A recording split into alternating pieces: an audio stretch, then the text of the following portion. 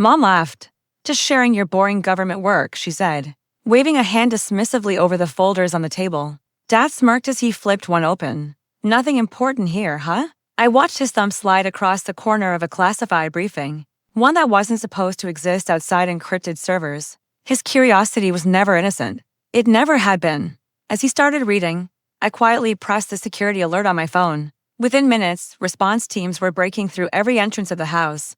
But to understand why that moment felt like justice, you need to know what came before it. My parents raised me to be obedient, to smile and stay quiet, to never question the family business. I used to think loyalty meant love, that keeping secrets meant devotion. But then I realized they weren't keeping secrets for me. They were keeping them from me. When I joined the Intelligence Bureau, Mom threw a dinner party like she was putting me on display. Dad raised his glass and toasted to our little analyst, his eyes full of that same controlling pride. He had always wanted someone inside the system, and for a while, he got exactly that.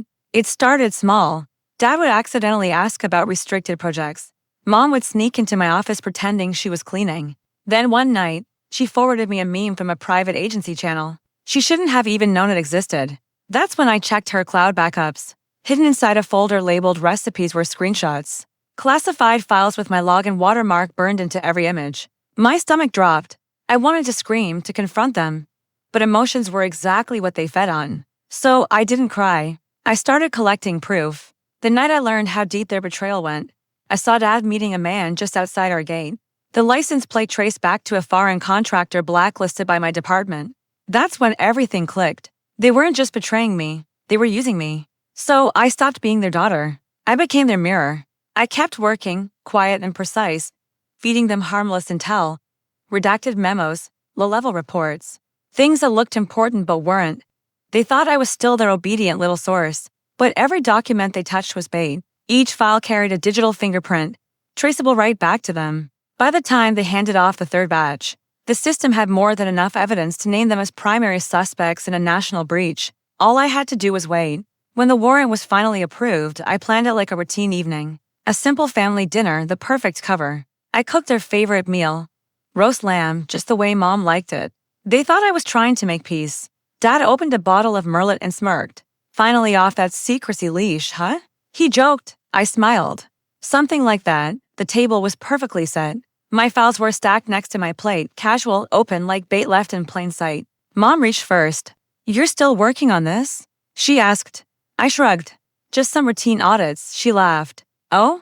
Please, audits.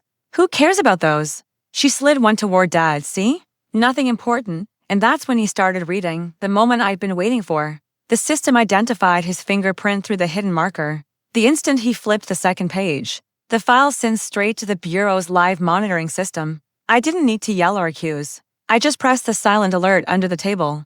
The sirens were muted, our house was soundproof, one of Dad's paranoid touches. But I saw the red lights flash across the kitchen windows. Dad's eyes snapped toward me. "What did you do?" he demanded. I held his stare, calm. "What you taught me," I said. "Protect what's mine." Mom stood up, shaking. "You can't. You wouldn't." I looked at her. I already did when the agent stormed in. I didn't move. They went straight for my parents, hands behind their heads. Shouts echoing through the marble hall. Dad stared at me like he was seeing me for the first time. Maybe he was. On the ride to detention, they tried to talk. Mom pleaded. Dad threatened. I said nothing.